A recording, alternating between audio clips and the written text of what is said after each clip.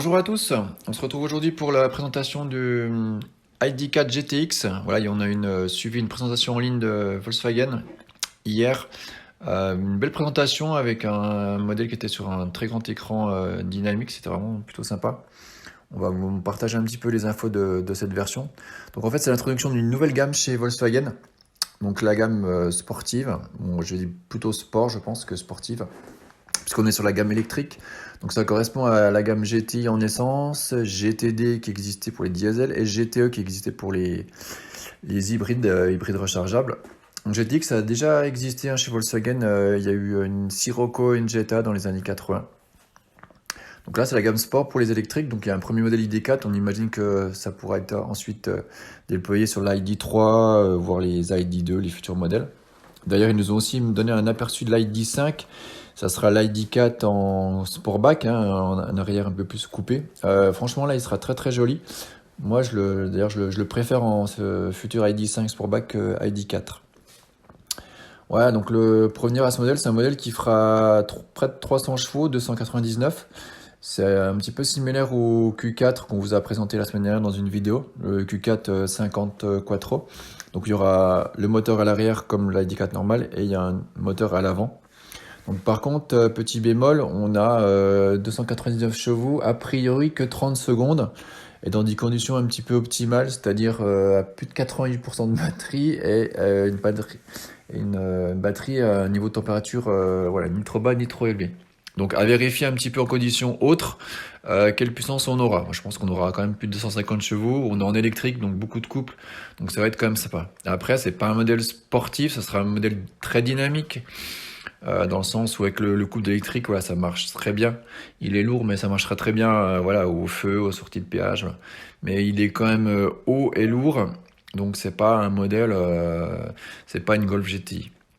Après, il a quand même des suspensions raffermies. Il y a une option suspension rabaissée de 15 mm et on aura aussi une deuxième option Sport Plus pour avoir les amortissements pilotés. Donc là, je vous ai montré un petit peu l'extérieur. Au niveau intérieur, des nouveaux inserts. On a des inserts tissu bleu sur piqûre rouge, vous voyez. Donc c'est assez joli, mais c'est assez light.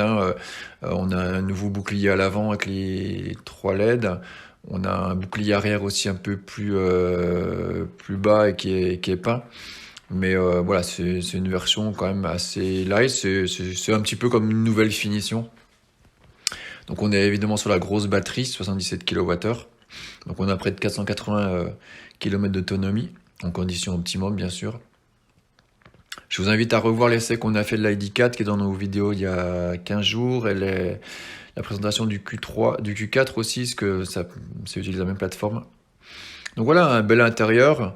Il y a un nouveau mode aussi traction. Dans les modes de conduite, éco, individuel. Après, on utilisera souvent le mode individuel, parce qu'on peut vraiment personnaliser comme on veut. Il y aura une direction un petit peu plus optimisée aussi. Donc voilà, une nouvelle gamme, un nouveau modèle. Voilà, on voit l'écran, donc fond rouge. Donc voilà, un petit look un petit peu amélioré. Donc un véhicule qui sera sympathique, qui va débuter à, je pense, un petit peu plus de 50 000 euros. Parce qu'on est comme sur la grosse batterie. Après, ça marchera bien. Je vais, nouveau mode traction.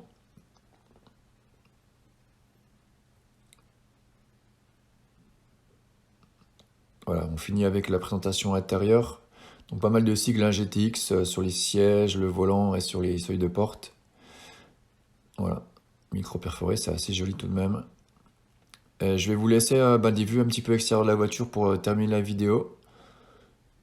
Hop, je vous invite à vous abonner à la chaîne. On aura bientôt l'essai du Mercedes EQA. C'est un modèle qui me paraît bien placé, qui est vraiment sympathique, avec une ligne sympathique. Voilà, donc là c'est les nouveaux feux à LED, la nouvelle signature, les 3 petites LED. Au niveau des feux Matrix LED aussi, il y a 18 LED, et en fait il y en a 12 qui sont programmables. Donc au niveau de la signature lumineuse, voilà, ils peuvent vraiment s'amuser, faire des choses pas mal.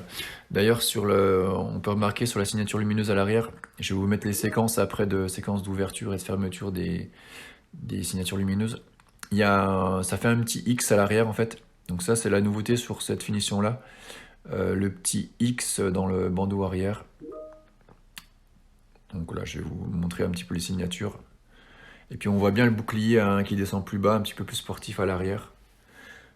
Voilà, donc moi je ne trouve pas que c'est une nouvelle gamme, c'est vraiment une nouvelle finition. C'est une belle finition. Quelqu'un qui veut la D4 c'est quand même un gros véhicule, donc voilà, ça donne un petit peu, ça l'allège un petit peu, ça lui donne un petit côté sport, ça peut être sympa. Voilà, je vous laisse les images et je vous dis à bientôt pour des nouvelles vidéos.